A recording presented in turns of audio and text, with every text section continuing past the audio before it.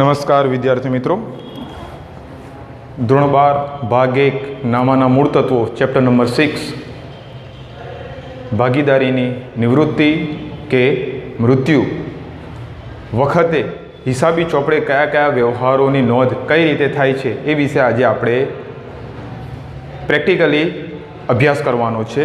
તો વિદ્યાર્થી મિત્રો, ગઈકાલે આપણે પાયાની મૂળભૂત બાબતોની ચર્ચા કરી અને એક બાબત શીખી ગયા કે આ ચેપ્ટર પણ અગાઉના ચેપ્ટરની જેમ જ ખાતાઓ તૈયાર કરવાના છે, પરંતુ અહીંયા આગળ થોડીક હિસાબી અસરોમાં ફેરફાર થશે. ત્યાં આગળ આપણે ત્યાગનું પ્રમાણ શોધતા હતા પાઘડીની વહેંચણી કરવા માટે, અહીં આગળ આપણે લાભનું પ્રમાણ શોધવાનું છે. ત્યાં આગળ આપણે નવો ભાગીદાર પ્રવેશ પામતો, જ્યારે અહીં આગળ ચાલુ રહેતા ભાગીદારોમાંથી એક ભાગીદાર ધંધો મૂકીને જશે, ત્યારે હિસાબી ચોપડે કઈ કયા ખાતાઓ તૈયાર થાય, કઈ રીતે અસરો અપાય, એના વિશે આજે આપણે જોવાનું છે. તો વિદ્યાર્થી મિત્રો, ઉદાહરણ નંબર 13 પેજ નંબર 227 ઉપર તારીખ 31/3/2016 ના રોજ એક્સ, વાય અને ઝેડ 3 ભાગીદારો છે. એકમની અંદર કેટલા ભાગીદારો છે? 3. અહીં આગળ આપણે દાખલો જોઈએ તો આપણને અહીં આગળ જૂનું પાકું સરવૈયું આપેલું છે. દાખલાની અંદર તમને પરીક્ષામાં જૂનું એક પાકું સરવૈયું આપશે, 6-7 હવાલા આપશે અને એના આધારે આપણે રાબેતા મુજબ વિવિધ ખાતાઓ અને છેલ્લે નિવૃત્તિ બાદનું પાકું સરવૈયું તૈયાર કરવાનું રહેશે. નિવૃત્તિ બાદનું એટલે આમ કહી શકાય કે નવું પાકું સરવૈયું જૂનાના આધારે નવું તૈયાર કરવાનું રહે છે. પ્રવેશની અંદર પણ આમ જ હતું. તો વિદ્યાર્થી મિત્રો, અહીંયા આગળ પણ આપણને મૂડી દેવા આપ્યા છે. એની અંદર જોઈએ મૂડી આપી છે, સામાન્ય અનામત, ભાગીદારોની લોન. તો વિદ્યાર્થી મિત્રો, અહીં આગળ વાય અને ઝેડ પેઢીને અગાઉ લોન આપેલી છે. હવે અહીં આગળ 3માંથી કોઈ એક ભાગીદાર નિવૃત્ત થશે. દાખલા તરીકે આપણે જોઈએ કોણ નિવૃત્ત થાય છે, તો અહીંયા વાય નિવૃત્ત થાય છે એવી સૂચના 228 પેજ ઉપર આપી છે. તો એનો અર્થ એ તો વાયએ લોન પણ આપી છે અને વાય તો હવે નિવૃત્ત થઈ રહ્યો છે. તો વિદ્યાર્થી મિત્રો, એને પણ એની લોનની રકમ જે તે સમય નિવૃત્તિ સમય ચૂકવી દેવી પડે. ત્યારબાદ લેણદારો, કામદાર વળતર અનામત, જમણી બાજુ જૂની પાઘડી આપી, જમીન, યંત્ર, સ્ટોક, દેવાદારો, બેંક સિલક, જાહેરાત, ઝુંબેશ ખર્ચ, નફા નુકસાન ખાતું, જુદા જુદા વ્યવહારો અહીં આગળ આપણને આપ્યા છે. પરંતુ આપણે શું કરીએ છીએ વિદ્યાર્થી મિત્રો? દાખલાને હવાલા ઉપરથી સોલ્વ કરવાનો પ્રયત્ન કરીએ છીએ. તો પેજ નંબર 228 ઉપર આવો. એક્સ, વાય અને ઝેડ 3:3:2 ના પ્રમાણે નફો નુકસાન વહેંચી લેતા ભાગીદારો છે. જો એમનું જૂનું પ્રમાણ 3:3:2 આપણને આપેલું છે. તમારે પરીક્ષામાં આ રીતે લખવાની કોઈ જરૂર નથી, પરંતુ અહીંયા તમારી જાણ સારું લખાવી રહ્યો છું. ભાગીદારો હતા તારીખ 1/4/2016 ના રોજ વાય નિવૃત્ત થાય છે. કોણ નિવૃત્ત થાય છે વિદ્યાર્થી મિત્રો? એનો અર્થ એ તો એક્સ અને ઝેડ પેઢીને ચાલુ રાખશે.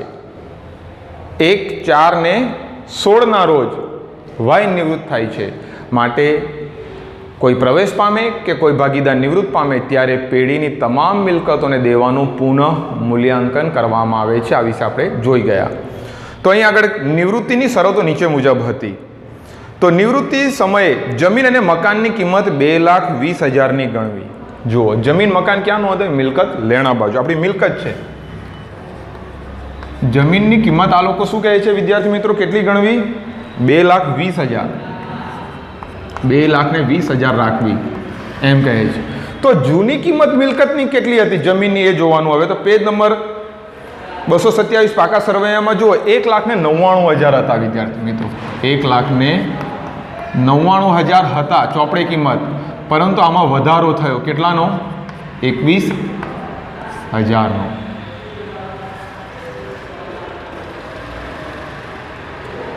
$21,000નો વધારો થયો એમ કહેવાય. અને આપણે જાણીએ છીએ કે લાભ, ઉપજ, ફાયદો, નફો આપણે જમા બાજુ નોંધીએ છીએ, ફાયદાવાળી બાદ, આવકો આ બાજુ, ખર્ચ, ખોટ ને નુકસાન ઉધાર બાજુ નોંધીએ છીએ. તો વિદ્યાર્થી મિત્રો, આ તો એક નિયમ છે કે મિલકતોની કિંમતમાં વધારો થાય તો પુનઃ મૂલ્યાંકન ખાતાની જમા બાજુ. તો મિલકતની કિંમતમાં વધારો થયો કેટલો? તો છે અહીં આગળ જવાબ ₹21,000નો વધારો થયો. જો મિલકતની કિંમતમાં ઘટાડો થાય તો અગાઉનો નિયમ જે આપણો પુનઃમૂલ્યાંકન ખાતાનો પ્રવેશની અંદર જોઈ ગયા સેમ નિયમ લાગુ પડશે અહીંયા. એટલે એમ કહી શકાય કે પુનરાવર્તન થઈ રહ્યું છે આપણું અહીંયા આગળ. ત્રીજા ચેપ્ટરની અંદર આપણે આ બાબતો જોઈ ગયા છે અભ્યાસમાં. આ પહેલો હવાલો સોલ્વ થયો. ત્યારબાદ યંત્રની કિંમત 30,000થી ઘટાડવી. 30,000 ઘટાડવાના કહે છે યંત્રો. તો યંત્રોની જૂની કિંમત આપણને આપી છે, જોઈએ પેજ નંબર 227માં 1,80,000. 1,80,000 માઇનસ ઘટાડો. કેટલાનો ઘટાડો કહે છે આ લોકો? 30,000 ઘટાડો, તો 1,50,000 થાય. હવે અહીંયા આગળ તમે સમજી ગયા હશો, યંત્રો પણ આપણી મિલકત છે અને મિલકતમાં જો ઘટાડો થાય તો પુનઃમૂલ્યાંકન ખાતાની ઉધાર બાજુ. અહીંયા લખીશું યંત્રો કેટલાનો ઘટાડો થયો? ₹30,000. કેટલા સરળ સમજૂતીવાળા દાખલા આપેલા છે અહીંયા, તમે સમજી શકો છો. ત્યારબાદ નંબર 3, દેવાદારો પર 10% ઘાલખાત અનામત રાખવી. દેવાદારો, તો હવે જૂના દેવાદારો કેટલા છે આપણે અહીં જોઈએ તો આપણને આપ્યા છે 70,000 માઇનસ ઘાલખાત અનામત. ઘાલખાત અનામતની જોગવાઈ કેટલા ટકા કહે છે આ લોકો? 10%, એટલે 7,000. એટલે બાયણે જશે વિદ્યાર્થી મિત્રો 63,000. હવે તમે જોઈ શકો છો વિદ્યાર્થી મિત્રો કે ત્યાં આગળ ઘાલખાત અનામત જૂની જોગવાઈ કેટલી હતી? 5,000ની, અને નવી જોગવાઈ થઈ ગઈ 7,000ની. એટલે આપણે એનો અર્થ એ થયો 2,000 વધારાની જોગવાઈ કરી, એટલે કે 2,000 વધુ ખર્ચ્યા, અને વધુ ખર્ચ્યા છે માટે પુનઃમૂલ્યાંકન ખાતાની ઉધાર બાજુ આવે. તો અહીં આગળ ઘાલખાત અનામત ₹2,000. કઈ રીતે? તો નવી છે 7,000 અને જૂની હતી 5,000. જો જૂના કરતાં નવામાં નવી ઘાલખાત અનામત જો વધારવામાં આવશે તો સ્વાભાવિક છે આપણે વધુ ખર્ચ કર્યો એમ કહેવાશે, તો પુનઃમૂલ્યાંકન ખાતાની ઉધાર બાજુ. જો જૂની કરતાં આપણે નવી જોગવાઈમાં ઘટાડો કરીએ તો આપણી પાસે જે બેલેન્સ વધે તો ભૂલથી વેચી ન દેતા તો જમા બાજુ આવે. બીજો નિયમ બતાવો. ત્યાં આગળ આપણને દેવાદારો પણ આપણી એક મિલકત છે, આપણે યાદ રાખીએ, એ ચાલુ મિલકત છે. ત્યાં આગળ બાયણે 65,000 લખેલા છે. જુઓ, 70,000માંથી 5,000 બાદ કરીને જૂના પાકા સરવૈયામાં બાયણે 65,000 લખેલા છે. હવે 65,000 અને નવા પાકા સરવૈયામાં કેટલા આવી ગયા? 63,000, એટલે કે 2,000નો ઘટાડો. હવે ચાલુ આપણે જાણીએ છીએ કે મિલકતોમાં ઘટાડો થાય તો પુનઃમૂલ્યાંકન ખાતાની ઉધાર બાજુ. કેટલાનો ઘટાડો થયો? તો કે સાહેબ 2,000. તો અહીંયા 2,000 આપણે એ રીતે પણ સોલ્વ કરી શકીએ છીએ. ત્યારબાદ આપણે આગળ જોઈએ.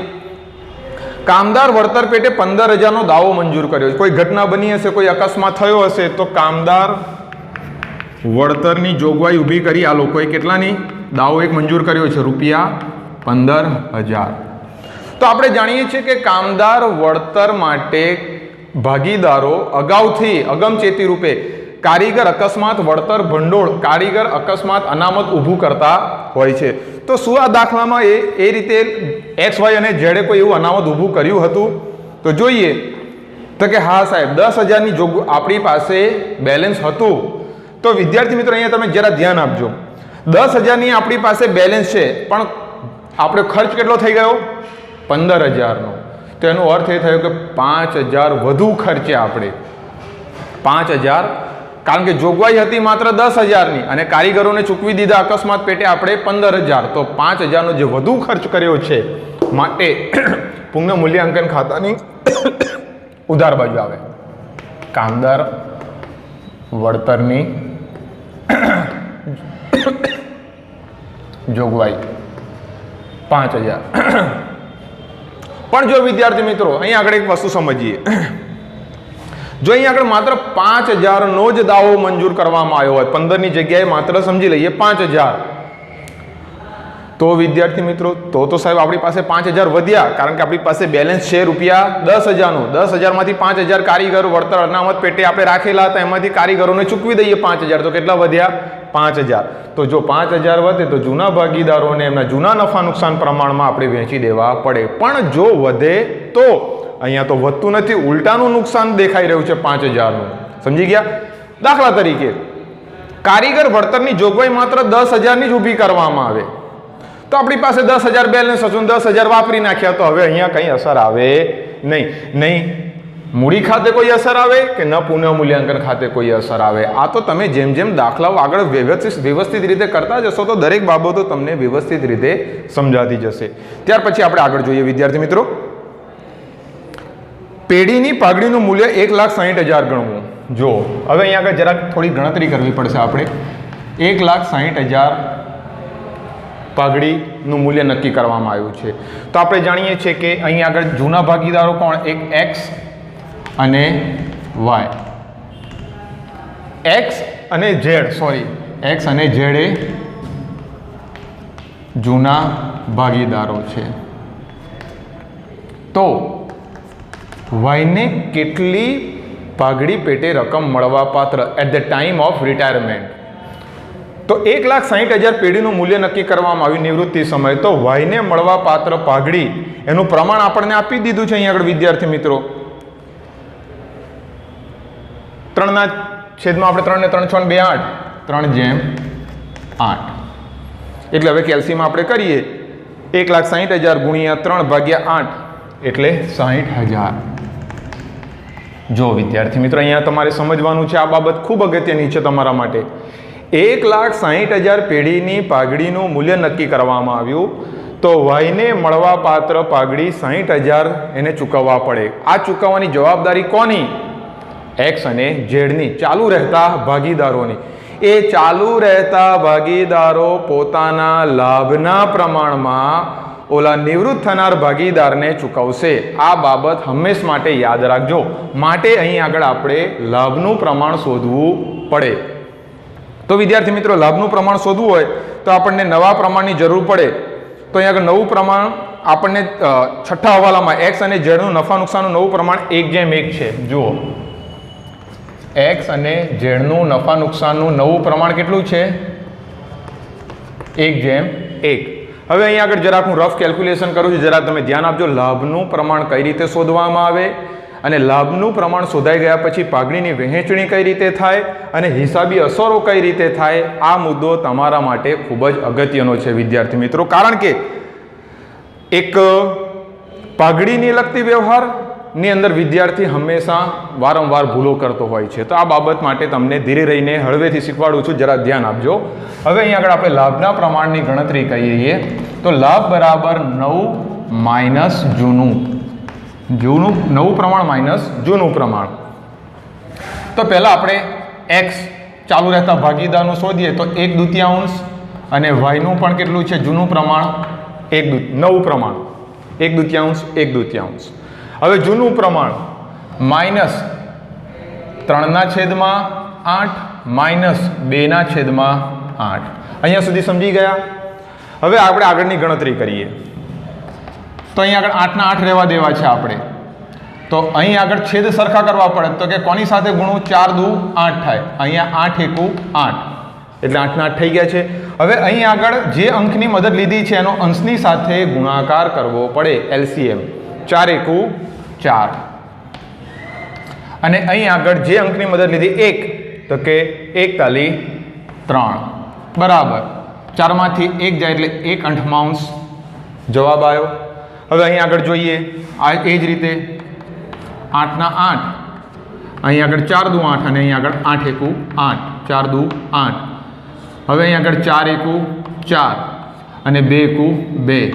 4 માંથી 2 જાય એટલે 2/8. માટે લાભનું પ્રમાણ આપણને મળી ગયું વિદ્યાર્થી મિત્રો 1/8 અને 2/8 માટે 1/2. આ આવી ગયું આપણું લાભનું પ્રમાણ. હવે એક્સ અને ઝેડ ચૂકવવા પાત્ર અને જે નિવૃત્ત થાય છે એને મળવા પાત્ર થાય. કઈ રીતે એની આમનો થાય એ જોઈ લઈએ આપણે. તો એની અસર મૂડી ખાતે આપવાની છે, આપણને સ્પષ્ટ કીધું છે.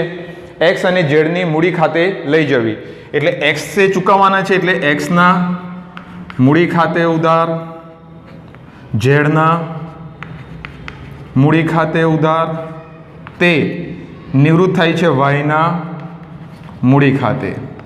કેટલા રૂપિયા? 60,000. પરંતુ આ 60,000 વિદ્યાર્થી મિત્રો લાભના પ્રમાણમાં ગણવાના. એટલે હવે હું તમને જે કેલ્ક્યુલેશન બતાવ્યું જરા ધ્યાન આપજો. આ પાઘડીની વ્યવહાર છે. શાનો છે વિદ્યાર્થી મિત્રો? પાઘડી. તો 60,000 ગુણ્યા 1/3 આપણે કરીએ એટલે આપણને મળશે 20,000 અને આ મળશે આપણને 40,000. કઈ રીતે? ઝેડનું શોધવું હોય તો 60,000 ગુણ્યા 2/3 એટલે 40,000. તો વિદ્યાર્થી મિત્રો, આ તો આપણી થઈ ગઈ ખૂબ જ અગત્યનો વ્યવહાર. અહીં આગળ અવારનવાર વિદ્યાર્થી ભૂલ કરી બેસતો હોય છે, તો અહીં આગળ બિલકુલ વ્યવસ્થિત રીતે ફોકસ કરીને આ મુદ્દો વ્યવસ્થિત સમજવાનો પ્રયત્ન કરજો દરેક દાખલાની અંદર. બાકીના બધા જ વ્યવહારો એકદમ સરળ આપેલા હોય છે, પરંતુ વિદ્યાર્થી આ જગ્યા ઉપર જરાક ભૂલ કરી નાખતો હોય છે. તો હવે વિદ્યાર્થી મિત્રો, આપણે આની હિસાબી અસરો આપીએ તો તમે જોઈ શકો છો કે આમનોંધના આધારે ખતવણી કરવી ખૂબ જ સરળ. વાયના મૂડી ખાતે જમા કરવાના છે આપણે, તો અહીં આગળ લખીશું વિરુદ્ધ નામ આવે એક્સના મૂડી ખાતે, કૌંસમાં લખી દઉં પાઘડી, પરંતુ વાયના ખાનામાં લખીશું ₹20,000, કારણ કે કોણ ચૂકવવાનું છે? એક્સ. પછી ઝેડના મૂડી ખાતે પાઘડી, આ જ ખાનામાં લખવાનું છે, વાયના ખાનામાં 40,000. હવે તમે જોઈ શકો છો કે વાયના બાજુ કેટલા, જમા બાજુ કેટલા થવા જોઈએ? 60,000. તો 20 ને 40, 60 થઈ ગયા. હવે આપણે એક્સના મૂડી ખાતાની ઉધાર બાજુ, એક્સના મૂડી ખાતાની ઉધાર બાજુ આપણે કેટલા લખવાના છે? 20,000. અને ઝેડના મૂડી ખાતાની ઉધાર બાજુ 40,000. પરંતુ વિરુદ્ધમાં માત્ર એક જ નામ છે, તો અહીંયા લખીશું વાયના મૂડી ખાતે, કૌંસમાં લખીશું પાઘડી. તો આ વ્યવહાર તમને વ્યવસ્થિત સમજાઈ ગયો હશે. હવે આપણે અહીં આગળ આપણા બધા જ હવાલાઓ સોલ્વ થઈ ગયા, એટલે અઘરું કામ આપણું પૂર્ણ થયું.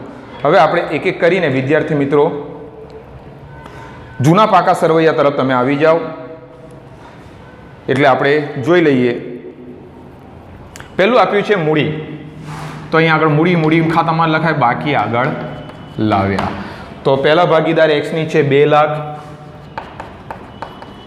બીજા ભાગીદારની છે 1,20,000 અને ત્રીજો ભાગીદાર ઝેડ છે એની છે 1 લાખ. આની માત્ર એક જ અસર, સામાન્ય અનામત રાબેતા મુજબ આપણે જોઈ કે એકત્રિત અનામતોને નફાની વહેંચણી કરી નાખતા હોઈએ છીએ. સામાન્ય અનામત, મૂડી અનામત આપણે જનરલી વહેંચી દેતા હોઈએ જૂના ભાગીદારોને જૂના પ્રમાણમાં. સામાન્ય અનામત, તો સામાન્ય અનામત વિદ્યાર્થી મિત્રો આપણને 40,000 આપ્યું છે. 40,000ને આપણે 3:2 પ્રમાણમાં 3:3 વહેંચી નાખીએ એટલે આપણને મળશે વિદ્યાર્થી મિત્રો, જોઈએ 15, 15 અને 10, 15,000, 15,000 અને 10,000, કુલ 40,000ની વહેંચણી આપણે કરી દીધી. કયા પ્રમાણમાં? જૂના પ્રમાણમાં. કારણ કે વિદ્યાર્થી મિત્રો અહીંયા આગળ નિવૃત્ત થનાર ભાગીદારને પણ મળે, કારણ કે સામાન્ય અનામતમાં એની મહેનત પણ અંદર રહેલી છે, એટલે એને જે પણ એનું છે એને જે નિવૃત્તિ સમયે ચૂકવી દેવાનું છે. સામાન્ય અનામત પછી આપણે આગળ વધીએ વિદ્યાર્થી મિત્રો, તો આપણને આપી છે વાયની લોન. કોની લોન આપી છે? તો એ પણ એને ચૂકવી જ દેવાની છે. આજે જેટલું બી છે એનું ચૂકવી દેવાનું નિવૃત્તિ સમયે. તો વાયની લોન ખાતે, તો વાયની લોન કેટલી છે વિદ્યાર્થી મિત્રો? ₹20,000. હવે એક બીજી લોન પણ ત્યાં આગળ આપેલી છે વિદ્યાર્થી મિત્રો. કોની છે? ઝેડે પણ પેઢીને લોન આપી છે, પરંતુ ઝેડ નિવૃત્ત થતો નથી, માટે એની લોન પેઢીમાં ચાલુ રાખવાની છે. માટે એના ખાતામાં અસર આપવાની ને એને અત્યારે ચૂકવવાની નથી, એની પેઢીમાં દેવા તરીકે દર્શાવવાની. હવે અહીંયા આગળ હું જે અગત્યનું છે તમે લખી લેજો, હું અહીંયા રબ કરી રહ્યો છું.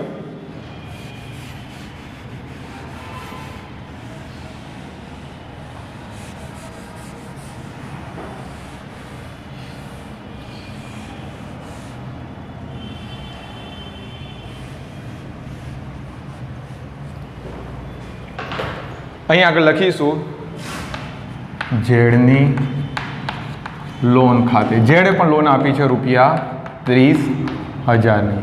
એને પેઢીમાં દેવા તરીકે આપણે રાખવાની છે. આ તો નિવૃત્ત થઈ રહ્યું છે માટે એના ખાનામાં લખવી પડે. ત્યારબાદ છે વિદ્યાર્થી મિત્રો લેણદારો. લેણદારો પર કોઈ હવાલો નથી માટે એક જ અસર લેણદારો. લેણદારોની કિંમત આપી છે આપણને ₹80,000.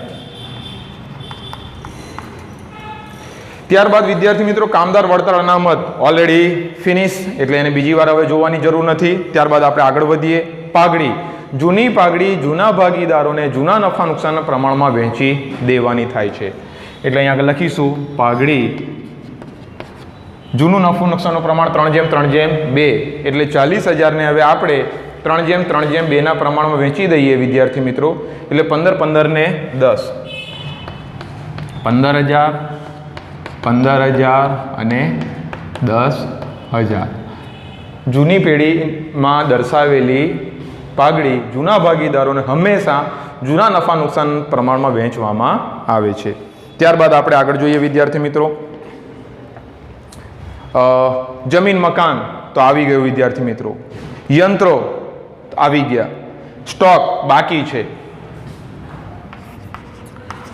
સ્ટોકની કિંમત આપી છે આપણને 50,000.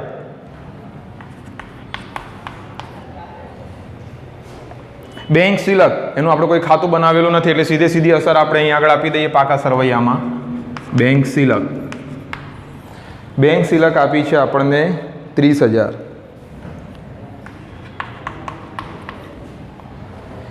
ત્યારબાદ વિદ્યાર્થી મિત્રો આપણને જાહેરાત ઝુંબેશ ખર્ચ આપ્યો હોય, પછી સંશોધન ખર્ચ આપેલો હોય કે નફા નુકસાન ખાતાની કોઈ બાકી આપેલી હોય છે કુલ 4 આઇટમો. તો આપણે જાણીએ છીએ અગાઉનો અભ્યાસ કરી ચૂક્યા છે જૂના ભાગીદારોને જૂના નફા નુકસાનના પ્રમાણમાં એને વહેંચવામાં આવે છે.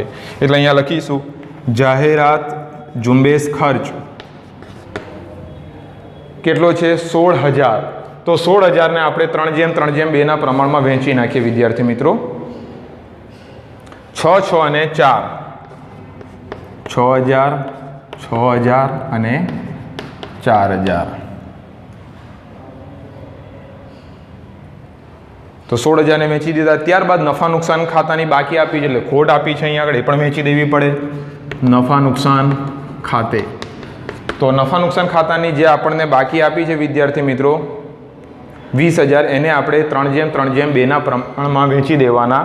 એટલે 7500 7500 અને 5,000 7,500 7,500 અને 5,000 આની વહેંચણી થઈ ગઈ. હવે વિદ્યાર્થી મિત્રો આપણે જોઈ શકીએ છીએ કે કંઈ પણ વસ્તુ બાકી રહેતી નથી. હવે આપણે દાખલાના અંતે જરાક જોઈએ. પેજ નંબર 228 ઉપર છઠ્ઠો હવાલો.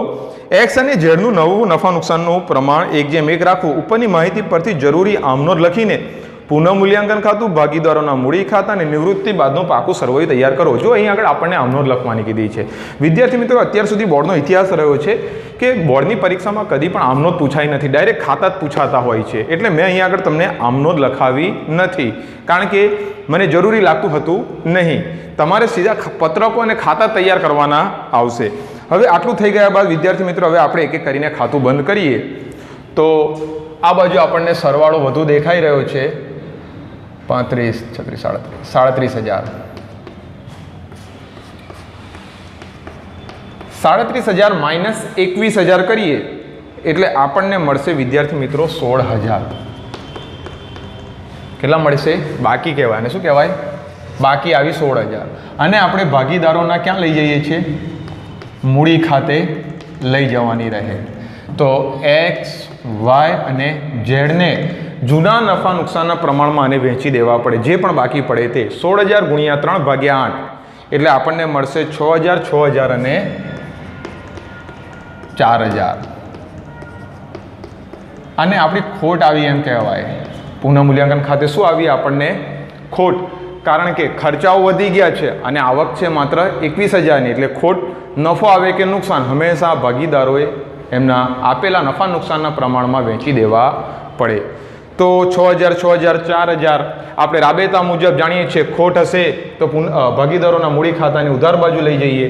નફો આવે તો ભાગીદારોના મૂડી ખાતાની જમા બાજુ. તો હવે આપણે આ વસ્તુ ક્યાંથી લાવ્યા? પુનઃમૂલ્યાંકન ખાતેથી લાવ્યા. એટલે અહીંયા વિગતમાં એ નામ લખવાનું રહે છે 6,000 6,000 અને 4,000. એક એક કરીને ખાતા બંધ કરીને હવે સીધી અસર આપણે ત્યાં લઈ જઈશું.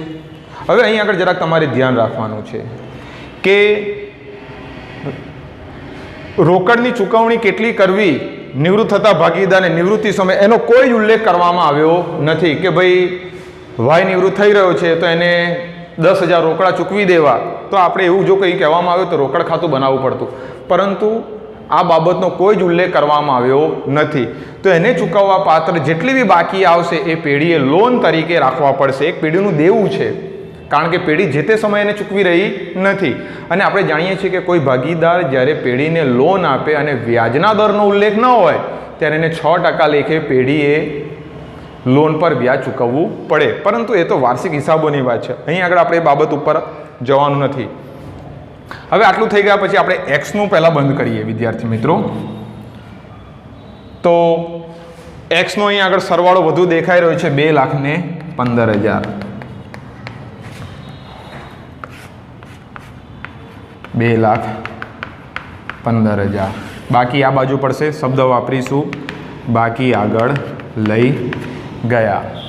તો 2,15,000માંથી 15,000, 20,000, 6,000, 7,500 અને 6,000 બાદ કરીએ વિદ્યાર્થી મિત્રો, એટલે આપણને 1,60,500 મળે છે. કેટલા મળે છે? 1,60,500. અત્યારે ચાલુ રહેતા ભાગીદારોનું જ ખાતું માત્ર બંધ કરીએ એટલે આપણને ખ્યાલ આવે કે આ બાકી ક્યાં લઈ જવામાં આવે છે. હવે આપણે ઝેડ ચાલુ રહે છે એનો કુલ સરવાળો છે 1,00,000. 1,10,000. 1,10,000. 1,10,000માંથી વિદ્યાર્થી મિત્રો 10,000, 40,000, 4,000, 5,000 અને 4,000 બાદ કરીએ એટલે આપણને બાકી મળે છે એની 47,000ની. બાકી કેટલી મળે છે? 47,000. હજુ આપણે વાયનું ખાતું બંધ કર્યું નથી. તો આ તો બંને ભાગીદારો ધંધામાં ચાલુ જ રહેવાના છે એટલે અહીંયા આગળ શબ્દ લખવો પડે મૂડી એક્સ અને ઝેડ. 1,60,500 અને 47,000 એમની બાકી આપણે બાણે લઈ લેવાની 507. 2,07,500. હવે વિદ્યાર્થી મિત્રો જે ભાગીદાર નિવૃત્ત થાય છે તેને જે તે રકમ જે ચૂકવવાની થશે પેઢીએ કઈ તરીકે રાખવાની? લોન તરીકે રાખવાની રહે છે નિયમ પ્રમાણે. તો હવે આનું ખાતું બંધ કરીએ તો 1,20,000 વત્તા 15,000, 20,000, 20,000 ને 40,000 કેલ્સીમાં કરીએ એટલે આપણને મળશે વિદ્યાર્થી મિત્રો 2,15,000. આનો સરવાળો પણ 2,15,000, આનો પણ 2,15,000. હવે 2,15,000માંથી 15,000, 6,000, 7,500 અને 6,000 બાદ કરીએ વિદ્યાર્થી મિત્રો એટલે આપણને મળે છે 1,80,500. 1,80,500. તો વિદ્યાર્થી મિત્રો યાદ રાખજો, જે નિવૃત્ત થાય છે એ ભાગીદારની બાકી શોધી આપણે તો આવે છે 1,80,500. આ રકમ નિવૃત્ત ભાગીદારને પેઢીએ ચૂકવવાની છે માટે અહીંયા લખવું પડે વાયની લોન ખાતે. અને અહીં આગળ આપણે લખવી પડશે હવે વાયની લોન ખાતે. એ રકમ હવે લોન તરીકે પેઢીમાં રાખવાની છે 1,80,500. પેઢીએ વ્યાજ સહિત ભવિષ્યમાં એને હવે 1,80,500 આની ઉપર જો વર્ષ વધતા જશે તો 6% લેખે વ્યાજ પણ પ્લસ થતું રહેશે. આટલી રકમની જવાબદારી પેઢી ઉપર રહેશે કારણ કે જે તે સમયે રોકડથી કંઈ ચૂકવવામાં આવતું નથી અને દાખલામાં એ બાબતનો કોઈ ઉલ્લેખ પણ નથી. માટે હવે વાયને બધી જ રકમ લોન તરીકે પેઢી રાખતી હોય છે. તો આટલી અસરો અપાઈ ગયા પછી આપણે જાણીએ છીએ કે પાકા સરવૈયાના સરવાળા કરતા હોઈએ છીએ 2,07,500, 30,000, 1,80,500, 15,000 ને 80,000, 5,13,000. 5,13,000. જમા બાજુ જોઈ લઈએ 2,20,000, 1,50,000, 63,000, 50,000 અને 30,000 એટલે પાકા સરવૈયાની મિલકત લેણા બાજુ પણ 5,13,000 આવી જાય છે. તો વિદ્યાર્થી મિત્રો આપણે જાણીએ છીએ કે જ્યારે પાકા સરવૈયાના બંને બાજુના આપણા સરવાળા આવી જાય ત્યારે આપણે કોન્ફિડન્સપૂર્વક એટલું કહી શકતા હોઈએ છીએ કે સાહેબ આપણા 8માંથી 8 ગુણ પાકા સમજી લો. તો વિદ્યાર્થી મિત્રો, કોઈ પણ વ્યક્તિ, અગાઉ પણ આપણે વાત કરી હતી કે પ્રેક્ટિસથી જ પરફેક્ટ બનતો હોય છે. જેટલી તમે મેક્સિમમ પ્રેક્ટિસ કરતા રહેશો તેમ તેમ તમારું પ્રવેશ, નિવૃત્તિ, ભાગીદારીના વાર્ષિક હિસાબોનું ચેપ્ટર પાકું થતું રહેશે.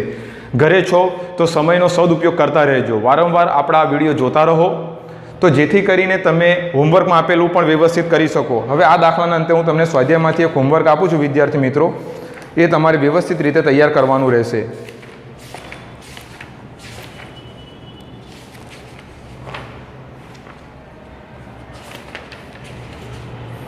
પેજ નંબર 265 ઉપર,